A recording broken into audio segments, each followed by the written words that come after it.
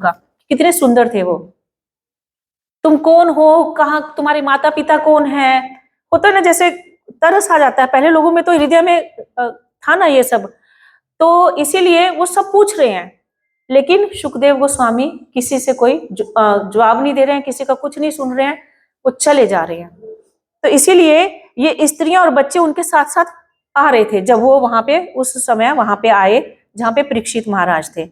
और ऐसे लग रहा था जैसे होते हैं ना गली मोहल्लों में कभी कभी पागल टाइप के लोग, है ना सुनते ना बोलते, और कोई वस्त्र वस्त्र भी उन्होंने धारण नहीं किए हुए थे। तो इसीलिए सब वो उनके लिए एक खेल चल रहा था बच्चों के लिए। तो इस तरह करके वो लोग उनके पीछे पीछे आ रहे थे वहां पे। तो फिर क्या हुआ, शील व्यासदेव के इस पुत्र की आयु केवल 16 वर्ष थी, और उनके हाथ पांव पांव पांव हाथ जांघें भुजाएं कंधे ललाट तथा शरीर के अन्य भाग अत्यंत कोमल और सुगठित थे। उनकी आंखें सुंदर बड़ी बड़ी और नाक तथा कान उठे हुए थे।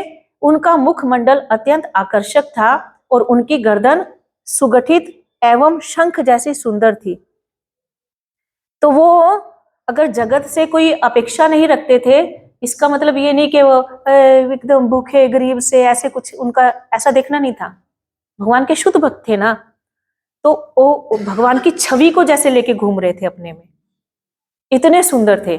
शरीर एकदम गठा हुआ, यहाँ पे बोलते भी हैं अगले श्लोक में आप देखोगे, उनकी हंसली मांसल थी, छाती चौड़ी और मोटी, नाभि गहरी तथा उदर सुंदर धारियों से युक्त था। उनकी भुजाएं लंबी थी और उनके घुंघराले बाल उनके सुंदर मुखमंडल पर बिखरे हुए थे। वे नग्न थे और उनके शरीर की कांति भगवान कृष्ण जैसी प्रतिबिंबित हो रही थी। इतने सुंदर थे, इतने सुंदर थे सुखदेव गोस्वामी। इसीलिए एक्चुअली सबके आकर्षण का केंद्र बने हुए थे।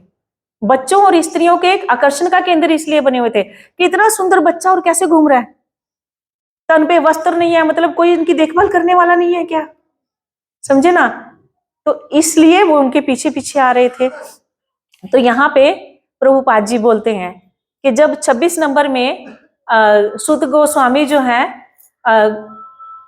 सुखदेव गोस्वामी का वर्णन कर रहे हैं, तो कहाँ से शुरू कर रहे हैं, पांवों से। देखिए पहले पांवों का नाम लिया है, क्यों, क्योंकि भगवान और जो भगवान के शुद्ध भक्त होते हैं उनका दर्शन कहाँ से शुरू किया जाता है, पांवों से।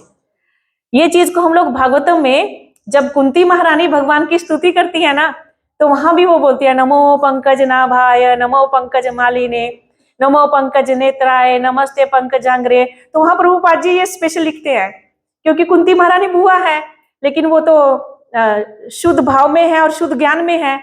तो इसीलिए हालांकि वो पांव से शुरू करना चाहती थी, लेकिन उनको पता है कि वो मेरे भतीजे के रूप में है ना अभी, तो और वो बुआ है तो भगवान शर्मा जाएंगे, इसलिए पांव से शुरू नहीं करके वो वहां पे नाभि से शुरू करती हैं। लेकिन भगवान के दर्शन का यही तरीका होता है, भगवान के दर्शन का भी और भगवान के वर्णन का भी शुरुआत कहाँ से की जाती है, पांवों से। इसी तरह से भगवान के जो शुद्ध भक्त हैं उनका दर्शन भी हमको पांवों से स्टार्ट करना चाहिए। तो ये शिक्षा हमको प्रभुपाद जी यहाँ पे देते हैं। फिर आगे बोलते हैं, वे श्यामल वरण, वे श्यामल वरण के तथा अपनी युवावस्था के कारण अत्यंत सुंदर थे। उनकी शरीर की कांति आकर्षक मुस्कान के कारण वे स्त्रियों के लिए मोहक थे। यद्यपि वे अपनी प्राकृतिक महिमा को छिपाने का प्रयत्न कर रहे थे, तो भी वहां पर उपस्थित सारे महर्षि रूपाकृति शास्त्र में पटु थे। अतएव सबों ने अपने अपने आसन से उठकर उनका सम्मान किया। जो लोग अज्ञानी थे, बच्चे और स्त्रियों को तो कुछ पता नहीं, समझ नहीं आ रहा था उनको देखने से, लेकिन जितने ऋषि मुनि थे, जितने वहां पर जानने वाले थे, भगवान और भक्तों को जानने वाले थे, जैसे ही सुखदेव एंटर करते हैं, बच्चे भी थे वहां पे, स्त्रियां भी थी, उनके पीछे पीछे आ रहे हैं ना, हो हल्ला मच रहा है।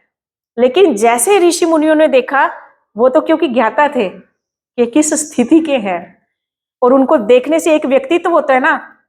कभी कभी आप देखोगे किसी की पर्सनैलिटी ऐसी होती है कि आपको एकदम अरे ये कौन है, या आप एकदम खड़े हो जाते हो उनको देख के। तो ऐसे ही सुखदेव गोस्वामी थे।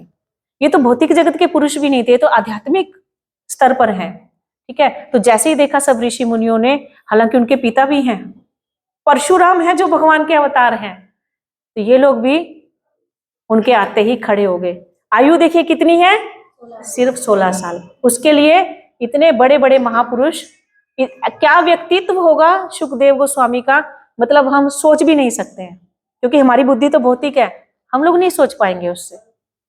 तो फिर आगे बोलते हैं, महाराज परीक्षित, जिन्हें विष्णुरात के नाम से भी जाना जाता है, उन्होंने मुख्य अतिथि सुखदेव गोस्वामी का स्वागत करने के लिए अपना मस्तक झुकाया। हम देख रहे हैं यहाँ पे होस्ट कौन है, परीक्षित महाराज, और सब लोग तो गेस्ट हैं, गेस्ट है ना। तो जब भी कोई आ रहा है, परीक्षित महाराज सबका स्वागत कर रहे हैं। ऋषि भी स्वागत में खड़े हो गए, लेकिन आगे बढ़कर महाराज ने क्या किया, परीक्षित ने अपना सिर को झुकाकर उनको दंडवत प्रणाम किया। और उस समय सारी अल्पज्ञ स्त्रियां और बालकों ने श्री सुखदेव गोस्वामी का पीछा करना छोड़ दिया, क्योंकि उन्होंने देखा ये पापा इतने लोग यहाँ पे इकट्ठे हुए हैं, और जैसे ये बच्चा गया सब खड़े हो गए। तो उनको समझ में आ गया कि ये कोई ऐसा वैसा नहीं है, इसलिए सब एकदम भाग गए वहां से, तो समझ में आ रहा है ना। और सुखदेव गोस्वामी भी, सबने वहां पे उनको सम्मान किया जब, तो सबका सम्मान स्वीकार करके, और वहां पे उनको आसन कौन सा दिया गया, श्रेष्ठ, जो सबसे ऊंचा आसन था, वो आसन सुखदेव गोस्वामी को प्रदान किया गया। ये सुखदेव गोस्वामी की स्थिति है। हालांकि उनके पिता वहीं पे हैं, नारद मुनि हैं, तो भी उनको ये आसन जो है दिया गया है। या ये हम लोग कह सकते हैं कि क्योंकि इन सबको ज्ञान है कि अब ये भागवतम का आविर्भाव करेंगे, इनके मुख से, क्योंकि ये तो त्रिकालदर्शी थे, ये ऋषि मुनि जो भी हैं वहां पे, ये त्रिकालदर्शी हैं, तो इसलिए उनको पता है कि भगवान का आविर्भाव सुखदेव गोस्वामी के मुख से होने वाला है, तो इसलिए सब उनका इतना सम्मान किए और उनके सबसे ऊंचा आसन जो है उनको प्रदान किए। फिर आगे बोलते हैं, तब सुखदेव गोस्वामी साधु मुनियों तथा देवताओं से इस तरह घिरे हुए थे जिस तरह चंद्रमा तारों, नक्षत्रों तथा अन्य आकाशीय पिंडों से घिरा रहता है। उनकी उपस्थिति अत्यंत भव्य थी और वे सबों के द्वारा सम्मानित थे। हर व्यक्ति उस सभा में जो भी था, सब कोई उनका सम्मान कर रहा था। तो इसका तात्पर्य में प्रभुपाद जी बहुत सुंदर लिखते हैं, ये हम सबके लिए एक्चुअली शिक्षा का विषय है। तो क्या बोले प्रभुपाद जी कि साधु पुरुषों की महासभा में ब्रह्म ऋषि व्यासदेव, देवऋषि नारद और क्षत्रिय राजाओं के महान शासक परशुराम इत्यादि थे। इनमें से कुछ भगवान के शक्ति संपन्न अवतार थे। व्यासदेव जी को भगवान का अवतार माना जाता है, परशुराम को भगवान का अवतार माना जाता है, ये भगवान के अवतार थे। सुखदेव गोस्वामी ना तो कोई ब्रह्म ऋषि थे, ना कोई राज ऋषि थे, किसी स्तर पर वो नहीं थे, ना ही देव ऋषि थे जैसे नारद मुनि है, और ना ही वे नारद, व्यास तथा परशुराम के समान कोई अवतार थे, कोई अवतार भी नहीं था वो। फिर भी उनका जो स्वागत किया गया वह उन सब से बढ़कर था। मतलब इतने भगवान के अवतार बैठे हुए हैं, उनसे भी बढ़ के किनको सम्मान दिया जा रहा है, सुखदेव गोस्वामी को। तो प्रभुपाद जी यहाँ पे अब आगे बहुत इंपॉर्टेंट बात लिखते हैं, इसका अर्थ यह हुआ कि संसार में भगवान की अपेक्षा भगवान के भक्त का अधिक सम्मान होता है। अतएव सुखदेव गोस्वामी जैसे भक्त की महत्ता को कभी कम करके नहीं आंकना चाहिए। ये भक्तों का सम्मान है। कभी कभी और भागवतम के 11वें या 12वें स्कंद में भगवान बोलते भी हैं, जब वहां पे शिष्टाचार की बात करते हैं तो वहां पे बताते हैं कि अगर आप किसी समय मेरी सेवा कर रहे हो घर में, ठीक है, घर में या मंदिर में, और अचानक से वहां पे कोई वैष्णव आ जाए तो आपको मेरी सेवा छोड़ना चाहिए, वैष्णव की सेवा में पहले लगना चाहिए। कभी कभी हम क्या, अरे हम तो भगवान की सेवा कर रहे हैं, हम उनको, ठीक है बैठिए प्रभु जी अभी देखते हैं सुनते हैं, अभी नहीं, हमको पहले भगवान बोलते मेरी सेवा बाद में चलेगा, लेकिन भक्त को पहले पूछो। तो यही चीज जो है यहाँ पे भगवान हमको सिखा रहे हैं, कि मेरे भक्तों को पहले, और ये ऋषि मुनियों का खुद भगवान के अवतार भी यही हमको आचरण करके दिखा रहे हैं। फिर आगे बोलते हैं, तब प्रखर मुनि श्रील सुखदेव गोस्वामी पूर्ण शांत भाव से बैठ गए। सबको, जो बड़े थे उनको प्रणाम करके, जो भी था सबने जो जो उनको आदर दिया, सबको उन्होंने एक एक से सबसे मिले और फिर उसके बाद वो शांत भाव से बैठ गए। अब वो रेडी थे, किस लिए? बुद्धिमता से उत्तर देने के लिए। किसका? जो राजा, अब जो कोई भी उनको प्रश्न करेंगे, ताकि वो, अब कोई क्वेश्चन पूछो और मैं रेडी हूं आंसर देने के लिए। तब महान भक्त महाराज परीक्षित उनके पास पहुंचे और उन्होंने उनके समक्ष सिर झुकाकर प्रणाम किया और हाथ जोड़कर मधुर वाणी से विनीत होकर प्रश्न पूछा। तो जब भी कोई शुद्ध भक्त से हमारा साक्षात्कार हो तो हमको इधर उधर की बातें नहीं करनी चाहिए। हाँ, कभी कभी हम देखते हैं, हम अपने दुखड़े सुनाने लग जाते हैं, अरे प्रभु जी क्या करें, ऐसे हो गया, अभी देखिए ना ऐसे हो गया। हमको प्रश्न पूछने चाहिए किस विषय में। नहीं, कभी कभी क्या करते हैं, अरे प्रभु जी देखिए ना ये बीमार रहते हैं, इसके ऊपर जरा हाथ रख के जरा आशीर्वाद दे दीजिए। ये नहीं है, ये शिष्टाचार नहीं है। ये भागवतम हमको सिखाती है। क्या सिखाती है? कि हमको पूर्ण विनम्र होकर उनसे प्रश्न पूछने चाहिए। किस विषय में? भक्ति के विषय में, ताकि, या आत्म साक्षात्कार के विषय में, जिसके बारे में प्रभुपाद जी बोलते हैं ना सबसे पहले, कि सबसे पहला जीव का कर्तव्य क्या है? कि हमको आत्म साक्षात्कार करना चाहिए। तो परीक्षित महाराज प्रश्न पूछते हैं। क्या बोलते हैं? सबसे पहले तो उनको एक्चुअली रिस्पेक्ट करते हैं, उनके लिए बोलते हैं, भाग्यशाली महाराज परीक्षित ने कहा। यहाँ उनको भाग्यशाली बोला जा रहा है ही भाग्यशाली। पहले तो पांडवों के कुल में पैदा हुए, फिर भगवान के दर्शन हो गए गर्भ में, ठीक है ना, और अभी कुछ उनके ऊपर थोड़ी सी मुसीबत आई, मतलब उनके लिए तो थोड़ी सी ही है, हमारे लिए बहुत बड़ी है। हम लोगों के लिए हाय मरने वाले हैं हम, समझे ना, हम तो क्या प्लानिंग करने शुरू कर देंगे, बैंक में कितना है, इसके नाम कर दो, उसके नाम कर दो, ये कर दो, वो कर दो, हमारी प्लानिंग ये होगी। लेकिन उनकी प्लानिंग कुछ और थी, जो होनी चाहिए हम सबकी। और इसीलिए उनको भाग्यशाली बोला गया कि इतने सारे पूरे ब्रह्मांड के ऋषि मुनि उनके पास आ गए। उनके जीवन का अंत हो रहा है इतने बड़े बड़े भक्तों का दर्शन करके, भगवान के अवतारों का दर्शन करके उनका एंड होने वाला है, ठीक है। और स्वयं सुखदेव गोस्वामी उनके सामने बैठे हुए हैं और परीक्षित महाराज कारण बन रहे हैं किस चीज का? भागवतम के अवतार का। इसीलिए क्या हुए वो? भाग्यशाली। फिर बोलते हैं, परीक्षित महाराज बोलते हैं, हे ब्राह्मण, आपने कृपा करके यहाँ पर मेरे अतिथि के रूप में उपस्थित होकर हम सबों के लिए तीर्थ स्थल बनाकर हमें पवित्र कर दिया है। क्योंकि जैसे ही भक्त आते हैं तो वो स्थान कर क्या होता है? तीर्थ बन जाता है। ऐसे बोला जाता है कि तीर्थी कुर्वन्ति तीर्थानि स्वान्तः स्थेना गता भृता। मतलब अगर कोई शुद्ध भक्त आपके यहाँ आता है तो वो स्थान क्या बन जाता है? तीर्थ बन जाता है। क्यों?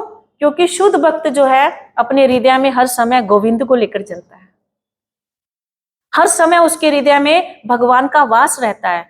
इसलिए जब वो आया, मतलब उनके साथ एक मंदिर आया जहां पे भगवान विराजमान है, तो इसीलिए, और जहां भगवान जाएंगे तो वो क्या हो जाएगा? तीर्थ बन जाएगा। तो इसीलिए परीक्षित महाराज सुखदेव गोस्वामी को बोले कि आपके आने से ये जो स्थान, ये जगह जहां पर हम बैठे हैं वो तीर्थ बन गई है, और आपकी कृपा से हम अयोग्य राजा भक्त की सेवा करने के सुपात्र बनते हैं। ये भक्त का स्वभाव होना चाहिए। परीक्षित महाराज कितने योग्य हैं ये हम सब लोग जानते हैं, लेकिन वो क्या बोल रहे हैं? मैं तो अयोग्य हूं, लेकिन आपने जो कृपा की उसने क्या कर दिया? मुझे सुपात्र बना दिया आपकी सेवा करने का। कितना सुंदर भाव है। हम लोगों को तो हर समय ईगो रहती है, हम ये संभालते हैं, हम ये करते हैं, कैसे छोटा समझ लिया हमको। लेकिन राजा पूरी पृथ्वी के सम्राट हैं, पांडवों के कुल में हैं, भगवान की इतनी कृपा मिली है, इतनी कृपा के आज उनको उनके बारे में कुछ पता लगा तो पूरे ब्रह्मांड के ऋषि मुनि आ रहे हैं और वो बोल रहे हैं कि मैं अयोग्य व्यक्ति हूँ। हमारा तो थोड़ा सा किसी यहाँ लोकल के प्राइम मिनिस्टर के साथ कोई रेफरेंस हो जाए, कुछ जान पहचान हो जाए, ममता के बंदे हैं हम, ममता दीदी के, समझे ना, कैसे बोल दिए आप, नहीं बोलना चाहिए। तो लेकिन परीक्षित महाराज विनयशील बन के दिखा रहे हैं, बता रहे हैं, हमको सिखा रहे हैं कि हम लोगों को कैसा रहना चाहिए। फिर आगे बोलते हैं, आपके स्मरण मात्र से हमारे घर तुरंत पवित्र हो जाते हैं। मतलब एक शुद्ध भक्त का आना तो दूर की बात है, अगर आप हृदय से, अपने हृदय से उनको शरणागत होके आप उनको मतलब अपने अंदर में याद भी कर लोगे तो भी क्या हो जाएगा, घर पवित्र हो जाएगा। और यहां तो क्या हुए, खुद आ गए। अगर एक भक्त आपके घर में आ जाता है, एक वैष्णव आपके घर में आ जाते हैं, तो इससे बड़ा सौभाग्य हमको नहीं समझना चाहिए। कहा तो सुना था मैंने कि अगर आपको देखना हो ना कि आपकी भक्ति सही दिशा में चल रही है कि नहीं चल रही है, तो उसका एक साइन है कि अगर आपके घर में वैष्णव बिना किसी इंफॉर्मेशन के आ जाए तो समझ लो आपकी भक्ति शुद्ध चल रही है। कभी कभी जब कोई वैष्णव आते हैं ना, खासकर जब शुरू शुरू में लोग जब जुड़ते हैं ना, तो हम लोग अपनी तरफ से कोशिश करते हैं कि नई नई आइटम्स बनाए, उनको नया नया कुछ दे। तो उनको लगता है कि शायद ये जो आ रहे हैं इनकी डिमांड्स रहती होंगी ऐसी, उनकी कोई डिमांड्स ऐसी नहीं रहती है। उनको तो आप क्या चावल उबाल के और दाल उबाल के भी दे दोगे, वो तो वो भी खा के चले जाएंगे, उनको कोई फर्क नहीं पड़ता। लेकिन हमको हमारे हृदय में इतनी रिस्पेक्ट होनी चाहिए कि हमको ऐसा होना चाहिए हमारे अंदर भाव कि हम क्या ना कर दें उनके लिए, क्या सेवा क्या नहीं कर दें, ये भाव हमारे अंदर होना चाहिए। तब ये वैष्णव कृपा ये मिलती है, तब हो पाता है। तो वो बोले स्मरण मात्र से तो पूरा परिवार, पूरा घर शुद्ध हो जाता है।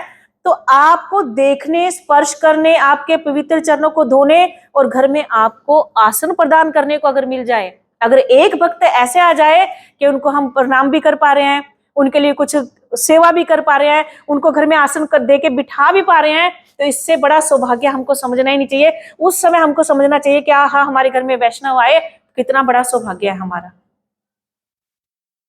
कभी भी हमको किसी वैष्णव को देख के हमको ये नहीं सोचना चाहिए अरे यार अब ये क्या करना पड़ेगा, अब तो सेवा करनी पड़ेगी इनकी। नहीं, मतलब आपकी भक्ति गिर रही है, आप भक्ति में स्थापित ही नहीं हो अगर हमारे मन में ऐसा भाव आएगा। इतना मैं तो देखती हूँ अपने ग्रुप में, दीप्ति माता जी इतना सेवा करती है, इतना शुरू से, मतलब उनको आधी रात को भी बोल देंगे ना माता जी ये सेवा है, तो झट खड़ी हो जाएगी। आप बोलेंगे यहाँ पे आके, वो आधी रात को आपके घर में भी आके सेवा कर देंगे। तो ऐसा भाव इतना सुंदर, तो ये भक्तों की निशानी है, मतलब जो हम लोग देखते हैं और हमने देख देख के ऐसे सुना है। हमारे सीनियर माता जी लोग हैं, जैसे लीला विहारनी माता जी हैं, रंगदई माता जी हैं, इंदुलेखा माता जी हैं, मैंने देखा वो लोगों को ऐसा ही भाव रहता है, उनको देख देख के हम लोग सीखे हैं। तो ऐसा हम लोगों को इस तरह से एक वैष्णव का स्वागत करना चाहिए अपने घर में, क्योंकि वैष्णव ही हैं जो कृपा करके आपको भक्ति दे सकते हैं। नहीं, हम में कोई बल नहीं है भक्ति करने का, इतने कलुषित हैं हम लोग। फिर आगे बोलते हैं, जिस प्रकार भगवान की उपस्थिति में नास्तिक नहीं टिकता, नास्तिक भाग जाएगा, या ये कह लो कि नास्तिकता नहीं रहेगा, जो भगवान का एक बार दर्शन कर लिया तो वो भगवान का शरणागत हो ही जाएगा, उसको फिर भगवान के अलावा कुछ चाहिए नहीं, जिसने एक बार भगवान का दर्शन कर लिया। उसी तरह से हे संत, हे महान योगी, साधु मनुष्य के अभेद्य पाप भी आपकी उपस्थिति में तुरंत नष्ट हो जाते हैं। किससे, कैसे होंगे पाप नष्ट? एक वैष्णव के, एक शुद्ध भक्त के आने से, उनके आशीर्वाद मिलने से, उनकी अगर सेवा का थोड़ा भी मौका मिल जाए तो उससे ऐसे पाप जो हम अपने किसी बल से काट नहीं सकते, कितने भी दान पुण्य करके हम नहीं काट सकते, वो पाप भी एक वैष्णव के संसर्ग से खत्म हो जाते हैं। कैसे होंगे? अब इसको आप बोलोगे कैसे हो सकते हैं? शास्त्रों में बोला गया है कि देखिए गंगा जी क्या करती है, हमारे पापों को धो देती है, लेकिन गंगा जी को जाने के लिए आपको एफर्ट करना पड़ेगा, वहां जाएंगे, ठीक है, आप पाप धो के आ जाएंगे, लेकिन हृदय के जो अंदर में प्रवृत्ति है पाप करने की वो खत्म नहीं होती है, वो हमारी बनी रहती है। अब देखिए गंगा जी में स्नान करके आएंगे, बाहर निकलेंगे, कोई कुछ मांगने आ गया, कुछ करना है, गाली देके हम लोग या कुछ और किसी की निंदा कर दिए, चुगली कर दिए, तो हो गया हमारा, फिर से नए पाप इकट्ठे होने शुरू हो जाएंगे। लेकिन अगर एक वैष्णव की कृपा हो जाए, एक भक्त की अगर कृपा हो गई, तो ये जो अंदर में हमारी पाप करने की प्रवृत्ति है ना, यही खत्म हो जाएगी, यही खत्म हो सकती है अगर वैष्णव की कृपा हो जाए तो।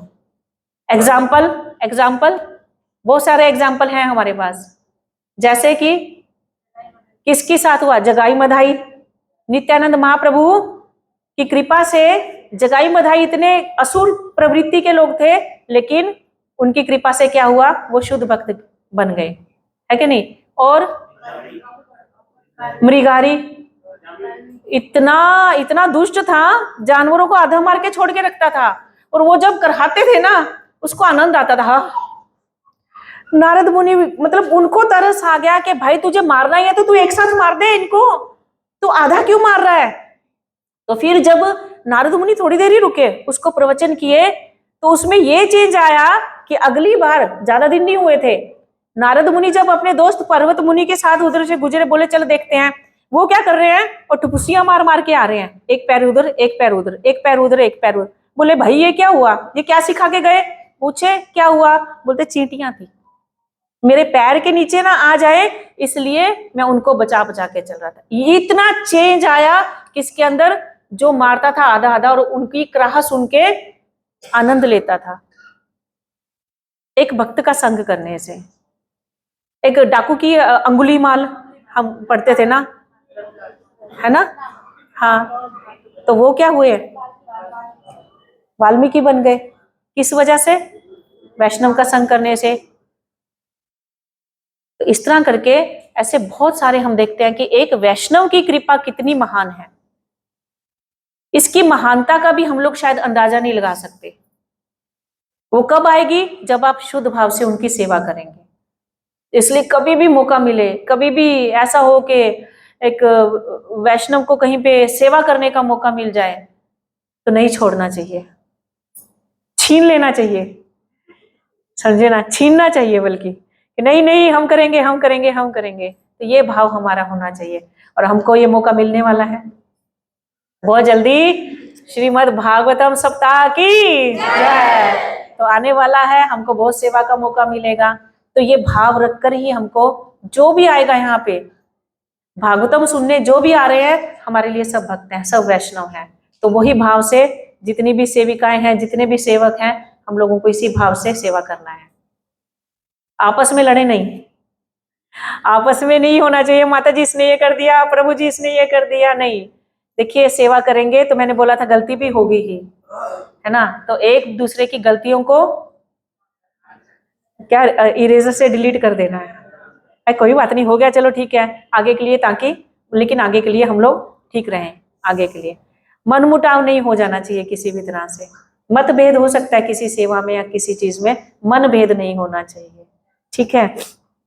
तो इस तरह करके प्रभुपाद जी ये परीक्षित महाराज बोलते हैं कि एक आप जैसे वैष्णवों का संग करने से, भक्तों का संग करने से पाप की प्रवृत्ति ही, अभेद्य से अभेद्य पाप भी जो है वो नष्ट हो जाता है। फिर आगे बोलते हैं, भगवान कृष्ण जो राजा पांडु के पुत्रों को अत्यंत प्रिय हैं, उन्होंने अपने भांजों और भाइयों को प्रसन्न करने के लिए मुझे भी संबंधी की तरह स्वीकार कर लिया है। सोचिए कितना भाव, कितनी विनम्रता है एक पूरी पृथ्वी के राजा के अंदर, कि वो अपने आप को बोल रहा है मैं तो किसी लायक नहीं था, लेकिन क्योंकि ये जो पांडव है ये भगवान के शुद्ध भक्त थे, और मैं कहीं बाय चांस इनके कुल में आ गया, तो इन्होंने अपने भांजा, भगवान का भांजा कौन, अभिमन्यु, उनकी बहन का पुत्र था ना, तो भांजे का पुत्र हूं मैं, और जो भाई थे इनके कौन थे, पांडव, वो बोल रहे हैं इनको प्रसन्न करने के लिए मुझे भगवान को ने स्वीकार किया है। अरे वो इनको प्रसन्न करने के लिए। मेरे में कोई क्वालिटी नहीं है। यहाँ पे वो ये गर्व नहीं कर रहे हैं, देखो मैं कितना बड़ा हूं, कितना महान हूं, कितने ऋषि मुनि मेरे लिए आ गए, सुखदेव गोस्वामी आ गए, अरे देखो मेरे कारण तो भागवतम उतरेगी अब। समझे ना, कोई अहंकार नहीं, किसी तरह का कोई अहंकार नहीं। हम में आ जाता है, अरे देखो माता जी हमने इतनी डोनेशन इकट्ठी कर ली अरे मेरे कारण ये डोनेशन आई है, हो जाता है ना हम लोगों को, अरे ये हुआ है मेरे कारण, अरे मेरे कारण ये हुआ है। लेकिन वो पूरी पृथ्वी के राजा होके भी सब कुछ 1 मिनट में छोड़ आए,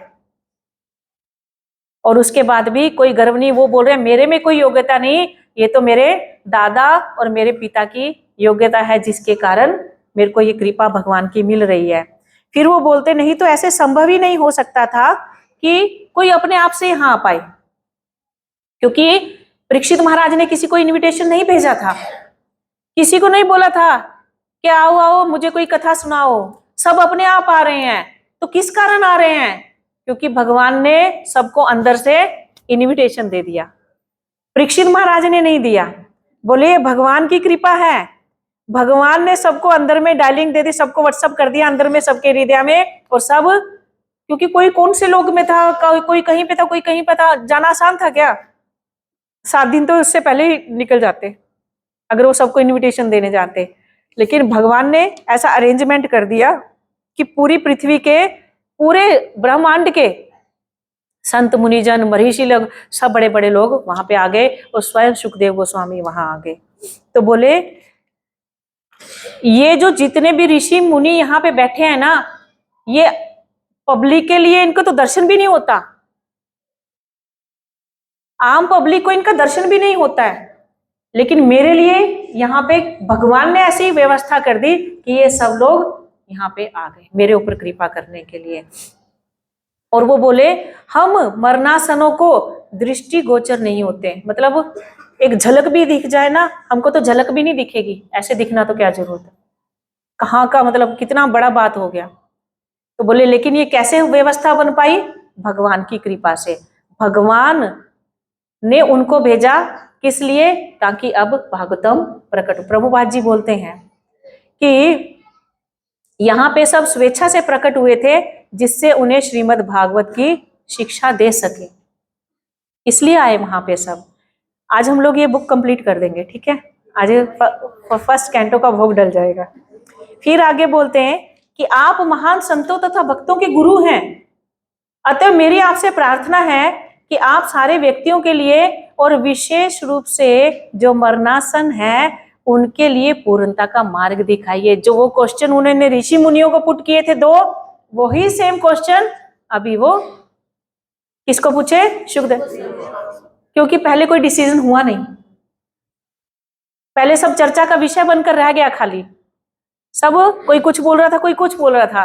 लेकिन अब उनको पता है कि यहाँ पे सही आंसर मिलेगा, तो इसलिए अब बोले, उन्होंने फिर से वही दोनों क्वेश्चन, ये इतने इंपॉर्टेंट क्वेश्चन है, मतलब इनकी इंपॉर्टेंस समझ लीजिए,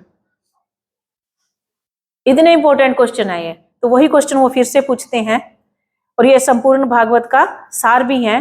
तो फिर आगे बोलते हैं, कृपया मुझे बताएं कि एक मनुष्य को सुनना, जपना, स्मरण करना तथा पूजना क्या चाहिए?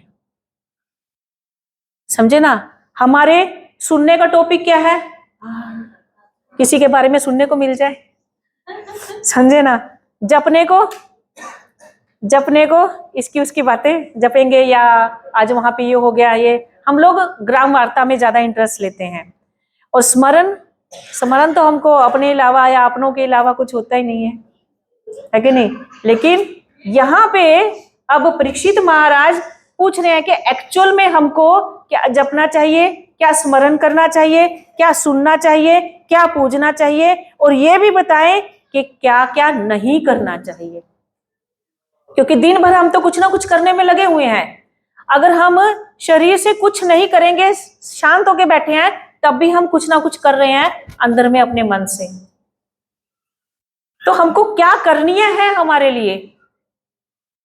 परीक्षित महाराज बोले वो भी बता दीजिए कृपा करके, सब बता दीजिए। बोलते मैं आपसे झटाझट, मैं आपकी ज्यादा ग्लोरिफिकेशन पहले नहीं कर रहा हूं, नहीं तो हम देखेंगे पूरे भागवतम का विषय क्या होता है कि पहले ग्लोरिफिकेशन किया जाता है किसी का, फिर उसके बाद क्वेश्चन पुट किया जाता है, ठीक है। लेकिन यहाँ पे आप देखोगे परीक्षित महाराज ज्यादा ग्लोरिफिकेशन नहीं किए। क्यों? क्योंकि सुखदेव गोस्वामी का एक स्वभाव था, वो जल्दी ज्यादा देर टिकते नहीं थे अगर उनसे कोई ज्यादा कुछ पूछे नहीं तो। वो बोलते उतनी देर ही रुकते थे जितनी देर एक गाय को दुहा जाता है, और गाय धोने में बहुत थोड़ा सा समय लगता है, वो उतना ही रुकते थे और उसके बाद चल पड़ते थे। तो अगर किसी संत की कृपा चाहिए तो हमारे पास back to back question ready होने चाहिए। इसको आप देखेंगे, जिस किसी ने भी भागवतम को अगर डीपली पढ़ा है, थोड़ा सा पूरा पढ़ा है, तो आप देखोगे नंद महाराज इस चीज को फॉलो करते थे। हालांकि नंद महाराज को कोई जरूरत नहीं होती थी किसी से कुछ पूछने की, क्योंकि वो तो खुद भगवान उनके घर में उनकी गोद में खेल रहे हैं। इतना उनको कृपा मिला है कि वो जब कहीं जाने को तैयार होते थे तो भगवान उनकी चप्पल सिर पे उठा के ले आते थे। इतनी कृपा नंद बाबा को मिली हुई थी। लेकिन जैसे ही कोई वैष्णव, कोई भक्त उनके घर में आते थे, कोई ऋषि मुनि आते थे, वो क्वेश्चन पूछना नहीं छोड़ते थे। बल्कि ऋषि मुनि बोलते थे, जो भी भक्त कोई वैष्णव आते थे वो बोलते थे, हालांकि हमको पता है कि आपको ये सब प्रश्न पूछने की कोई आवश्यकता नहीं है, आप जिस लेवल के हो आपको कोई आवश्यकता नहीं है, लेकिन हमको ये भी पता है कि आप जीवों के कल्याण के लिए इसको पूछ रहे हो। तो इसीलिए वो बोलते थे हम इसका आंसर भी देंगे। चाहे वो कुरुक्षेत्र में देख लीजिए, चाहे उनके घर में जब कोई आते थे तब देख लीजिए, हर जगह कभी भी नंद महाराज ने अगर ऐसा कोई चांस मिला तो उसको जाने नहीं दिया। यानी भागवतम हमको सिखाती है कि अगर एक वैष्णव की कृपा चाहिए तो खाली वपु सेवा करने से नहीं होगा। अगर हमको उनसे भक्ति की प्रेरणा चाहिए, कुछ चाहिए, तो हमको उनसे कुछ पूछना चाहिए। भगवान बोले ना गीता में, तद विधि प्रणिपातेन परिप्रश्नेन सेवया। इसलिए आप देखोगे पूरी भागवतम में जैसे ही सुखदेव गोस्वामी जल्दी से कोई टॉपिक को कंप्लीट करते थे, परीक्षित महाराज झट से अगला क्वेश्चन कर देते थे। अर्जुन कैसे भगवान के मुख से इतनी गीता निकलवाया? बैक टू बैक क्वेश्चन करके। बिना क्वेश्चन के आपको कृपा मिलने वाली नहीं है। हमारे यहाँ जब महाराज लोग आते हैं, हम लोग किसी का कोई क्वेश्चन है, किसी का कोई क्वेश्चन नहीं। अगर आपको कुछ पता भी है ना, हमको तब भी क्वेश्चन पूछ लेना चाहिए, क्योंकि आप देखोगे हर भक्त का, हर आचार्य का अपना एक अलग रियलाइजेशन होता है, समझे ना। उसको आनंद लेना चाहिए हम लोगों को, और क्वेश्चन पूछ पूछ के उसका आनंद लेना चाहिए। इसका मतलब ये नहीं है कि आपको कुछ आता नहीं है, अरे लोग क्या समझेंगे, इतना सा चीज भी नहीं पता हमको, इतनी कॉमन सी चीज भी नहीं पता, आप उनके सामने मूर्ख बन जाइए। आप पब्लिक का मत सोचिए, आप वो जो क्वेश्चन है उसको जो आंसर देंगे ना, उसको रियलाइजेशन को उनके आनंद लीजिए। तो इसलिए हमको क्वेश्चन पूछने चाहिए, लेकिन क्वेश्चन कैसे होने चाहिए? बहुत विनम्र होने चाहिए, और वास्तव में हम उनको सुनना चाहें, उनसे कुछ जानना चाहें, इस भाव से होने चाहिए। चैलेंजिंग क्वेश्चन हमको नहीं पूछने चाहिए, ठीक है।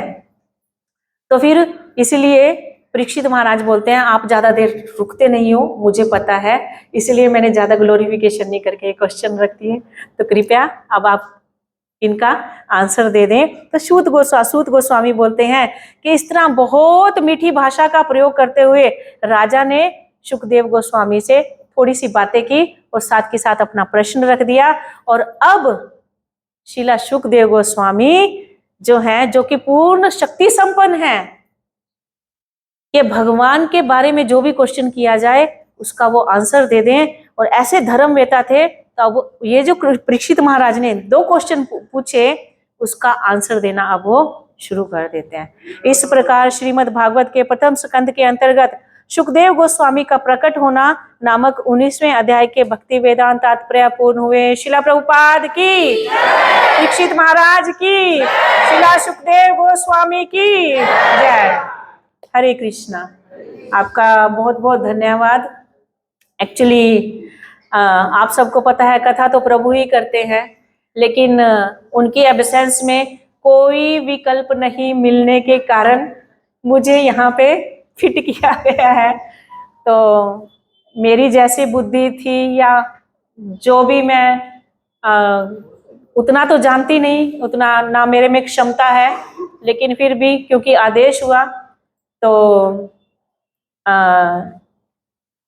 हरिदास ठाकुर जो है नाम चिंतामणि में, हरिनाम चिंतामणि में ये सिखाते हैं कि अगर हमको गुरुओं का कोई आदेश हो, हम सक्षम हैं कि नहीं है, तो हमको उसको आंसर करना चाहिए, मतलब उसको पालन करना चाहिए। तो यही सोच के, हालांकि मैं कभी भी रेडी नहीं होती थी, तो ये जब हम पढ़े हरिनाम चिंतामणि में, तो उनके इस भाव के कारण मैं यहाँ पे आप लोगों के सामने उपस्थित हो पाई। और अगर कोई मुझसे कहीं पे गलती हुई होगी तो मुझे प्लीज क्षमा कीजिएगा, क्योंकि आप सबको पता है मेरे में इतनी योग्यता है नहीं, लेकिन मेरी कोशिश जरूर रही कि जो आचार्य वृंद से सीखा है, प्रभुपाद जी से सीखा है, मैं उसको आप लोगों के सामने कर सकूं। ठीक है, हरे कृष्णा कृष्णा कृष्णा हरे हरे, हरे राम राम राम। किसी का कोई क्वेश्चन है? जितना हुआ अभी आज का। जी प्रभु।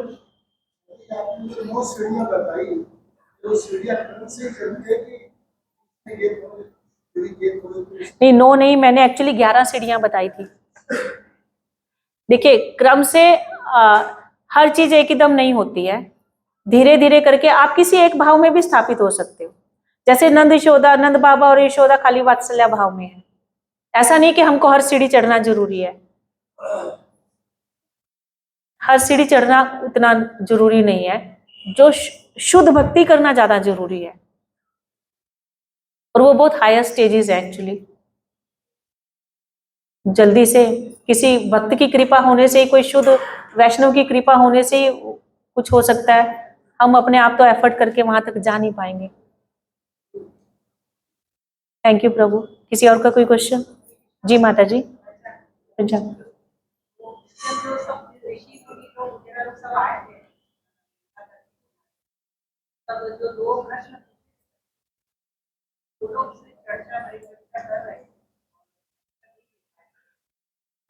तो भगवान की आज्ञा से ही वहां आए थे, बड़े बड़े महान भगवान के अवतार, तो वो लोग क्यों नहीं आंसर दे पाए? तो ऐसा बीच में ओके।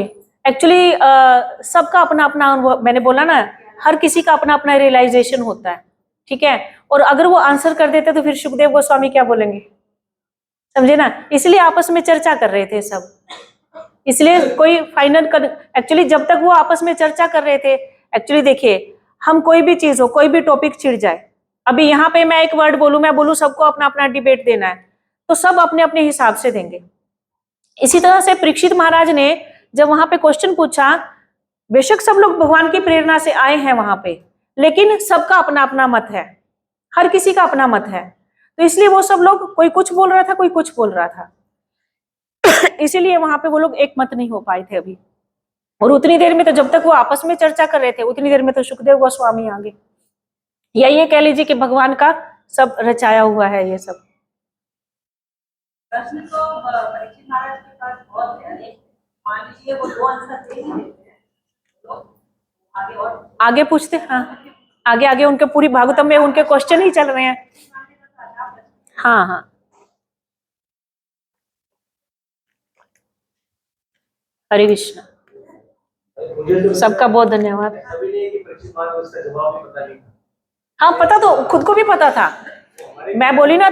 हाँ, 22 नंबर में बोल रहे हैं कि उनको तो भगवान विष्णु के बारे में कुछ सुनना था, वो पहले से ही जानते थे, तो खुद ही उच्च कोटि को, जिनको भगवान आ रहे हैं, जो उनके भगवान के प्रिय लोगों के कुल में पैदा हुए, कि वो छोटी मोटी हस्ती तो थी नहीं, वो भी सब तो भागवतों को प्रकट करने का एक लीला रची जा रही है, लीला रची जा रही है। हाँ हाँ बिल्कुल, हाँ हमारे लिए पूछते हैं, वो तो खुद हायर स्टेज पे हैं वो लोग तो। जी माता जी। वैष्णव कौन है, इसके लिए हरिदास ठाकुर और चैतन्य महाप्रभु 3 आंसर देते हैं। पहले बोलते हैं कि जिन्होंने एक बार हरि नाम ले लिया, जिनके मुंह में, जिन्होंने बोल दिया एक बार हरे कृष्णा कृष्णा कृष्णा हरे हरे, हरे राम राम राम हरे, तो ये सब क्या हुए? जिसने एक बार बोल दिया वो वैष्णव। दूसरा आंसर क्या दिए थे? जो निरंतर हरि नाम करता है वो वैष्णव है। ये दूसरा है। 3 स्टेजेस बता रहे हैं। पहला क्या है? जिसने एक बार हरि का नाम ले दिया वो वैष्णव है। दूसरे बार जो निरंतर हरि नाम लेता है वो वैष्णव है। फिर तीसरी बार क्या बोले कि जिसको देखने मात्र से तुमको हरि का स्मरण हो जाए वो वैष्णव है। समझे ना? अब ये हमारी ईगो है, हमारा अंदर का है कि हम एक बार नाम लेने वाले को वैष्णव समझे कि नहीं समझे, जो हर टाइम हरि नाम कर रहा है उसको समझे कि नहीं समझे, या सिर्फ तीसरे वाले को ही हरि नाम समझे, वो हमारे अंदर है। चैतन्य महाप्रभु ने और हरिदास ठाकुर ने तो तीनों को वैलिड किया है। अभी हरिनाम चिंतामणि में अगला टॉपिक यही आने वाला है कुछ टाइम में, अगले चैप्टर में। हरे कृष्ण।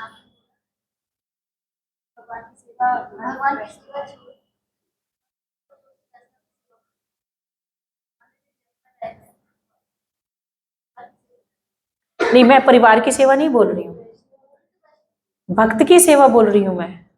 जो वैष्णव है वैष्णव की सेवा कर रही हूँ। अगर वैष्णव है घर में, पहली तो बात है वो आपको बीच में डिस्टर्ब करेंगे नहीं। माता जी ने क्वेश्चन पूछा है कि अगर भगवान की सेवा कर रहे हैं और या हम जप कर रहे हैं और परिवार वालों ने कुछ काम बोल दिया तो हम जप को छोड़ दें क्या? तो देखिए, पहली तो बात है कि अगर घर के लोग भी वैष्णव हैं तो वो बोलेंगे पहले जप कर लो, फिर उसके बाद मेरा ये माला कंप्लीट करके मेरा ये काम कर दो। वो आपको बीच में डिस्टर्ब नहीं करेंगे, और अगर उनको ज्यादा अर्जेंट होगा तो वो खुद ही कर लेंगे। ठीक है कि नहीं? मेरे ख्याल से तो ऐसा है। और फिर भी पहले तो वो जब कंप्लीट करने बोलेंगे आपको, जो एटलीस्ट इतना तो बोलेंगे कि हाथ की माला कंप्लीट करके कर देना। फिर बीच में अगर उनको अर्जेंट है कुछ जो काम आप ही कर सकते हो तो ठीक है, एक बार जब रोक के, मतलब आधी तो अधूरी वो छोड़ने नहीं देंगे। फिर उसके बाद अगर आपने जैसे 4 माला की है, अभी आपकी 12 बाकी हैं, तो वो बोलेंगे बाकी का बाद में कर लेना, पहले मेरा ये काम कर दो, तो वो होगा ही। ठीक है। और यहाँ पे जो मैंने कॉन्सेप्ट, जिस कॉन्सेप्ट में मैंने बोला था वो इसलिए बोला था कि बाहर से अगर कोई वैष्णव आता है तो हमको उसको ग्रीट करना चाहिए पहले। ठीक है। हरे कृष्णा।